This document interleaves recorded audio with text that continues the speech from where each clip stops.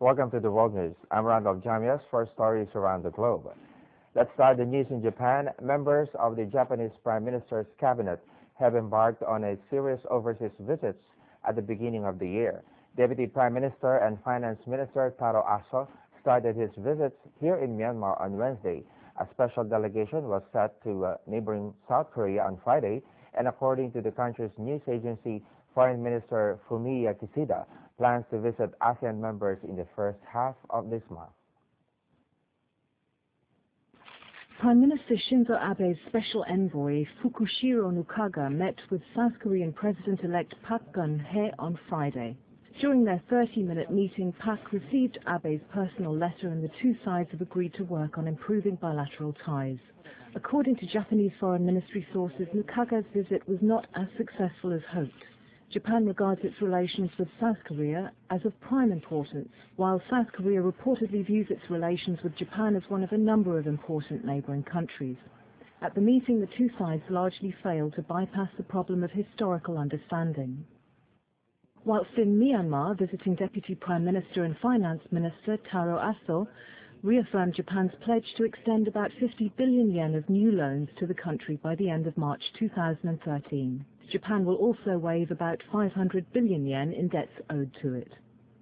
Aso also visited a special economic zone near Rangoon on Friday and held talks with local and Japanese entrepreneurs. According to Myanmar's official statistics, Japan's overall investment in the country between 1988 and 2012 reached $216 million. During the past fiscal year, Japan-Myanmar bilateral trade totaled $822 million, 66% higher than the previous year. Experts say it signals Japan's plans to tap into Myanmar's potentially huge market, which could help provide a way out of its sluggish economy. Meanwhile, Foreign Minister Fumio Kishida plans to start his visit to ASEAN nations as early as next Wednesday. It will be Kishida's first foreign visit as Foreign Minister. Still in Japan, some large Japanese companies are starting to enter the new agriculture business of growing plants indoors with advanced technology. Major chemical company Showa Denko has developed a technology using red LED light to accelerate growth in plants. The new light uses a specific wavelength to accomplish the task. Managers of the company plan to open a new lettuce factory in Kawauchi Village, Fukushima Prefecture, in April. A spokesperson for Showa Denko says lettuce can be harvested around 20 times a year at the factory, about 5 times more often than normal greenhouse cultivation. Mitsubishi Chemical has also developed a vegetable cultivation system using LED technology. The firm has begun selling the system to Russia and other countries with low temperatures and limited sunshine hours. Nishinbo Holdings has started indoor hydroponic cultivation of strawberries as part of its strategy to diversify its business. The company is considering selling both strawberries and its cultivation system. Now let's move to the Philippines. With their huge copper vats and open fires, little-known backyard liquor makers have toiled for generations on Philippine coconut farms to distill their equivalent of Russian vodka. Once considered a lowly peasant's drink whose potency is said to put other liquors and spirits worldwide in the shade, the lambanog is the Philippine version of coconut arak, also made in Sri Lanka and Indonesia. What sets apart lambanog is that you don't get a hangover, according to Isabelita Capistrano, a 65-year-old distiller. But the real challenge is for those climbing coconut trees to collect the frothy sap that is fermented to produce the drink. Workers climb the trees without protective harnesses to prune the coconut flowers before they turn into fruits.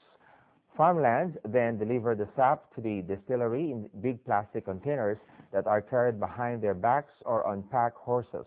The sap is fermented into a local wine called tuba, and upon further distilling, produce the colorless lambanog with methanol as a byproduct. In medicine breakthroughs, like other 32-year-olds, quadriplegic patient Yan Ching-hung browses the internet, interacts with friends on Facebook, and types documents for his job at the speed of 50 words per minute. This was made possible by a pacifier-shaped switch invented by a local professor to assist patients like Yen who have severe physical limitations. Director of National Cheng Kung University's Department of Electrical Engineering Center of Advanced Biomedical System, Lu Chong-sing, designed the pacifier switch to operate a computer keyboard with Morse code. With simple long and short presses, the switch translates a 26-letter alphabet, function keys, and can also be used as a mouse. Yan says he's thankful for the technology, especially now that he can reconnect with many childhood friends through the internet. Now in Australia, a gigantic bright yellow rubber duck floated into Sydney's Darling Harbour on Saturday as part of the Australian city's annual Arts Festival, a celebration where high art meets popular entertainment. Each January, hundreds of thousands of people attend theater, music, dance, film, talks, and other events for 3 weeks, often braving sweltering summer temperatures and thunderstorms for their dose of culture. The 2013 festival, which will present 92 events from some 750 artists from 17 countries, kicked off Saturday under bright sunshine, with thousands lining Darling Harbour for the entry of artist Florentine Hoffman's inflatable duck. Sydney Festival was designed to bring life back into the city during the slow summer months.